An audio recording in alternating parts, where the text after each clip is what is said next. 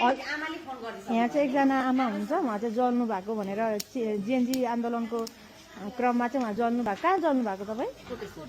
कोटेश्वरमा। तपाईँको शुभ नाम भनिदिनु त? गीता शाह। अनि कसरी चाहिँ तपाईँ जल्नु भयो त? के अलिक सानो घटना भन्नु? अनि तपाईँले हाम्रो छोराछोरीलाई गोली हान्दाखेरि चाहिँ के भन्नु माया लागेन? अहिलेसम्म माया लाग्छ भनेर भन्न थाले। अनि अब आन्दोलनकारी भाइहरूले त्यसो भन्नुभयो। अनि काटेर त्यस्तो काटिराखेको छ। अनि कस्तो भयो। अनि त्यसपछि अरू एकजना भाइले यहाँबाट हटिहाल्नु, गइहाल्नु त आन्टी, तपाईँ निस्किहाल्नु त, हटिहाल्नु त भनेर भन्नु। छोड्दैन नानी, छोडिदिनु, हामी पनि त आमा त हो नि त्यसरी भनेपछि त एकजना उताबाट कुन्जे ल्याऊ पनि के फ्याले खुट्टामा फ्याले। अब त्यो न पेट्रोल फ्याले न के फ्याले। फ्याले एकछिनपछि के अरे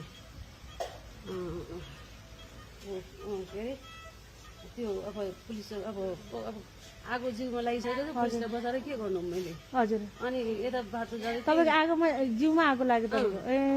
पुरै के अरे त्यो पेट्रोल छ यहाँ गयो भनेपछि पुलिसलाई बचाउन खोज्दा हजुरको आगो लाग्यो। हजुर।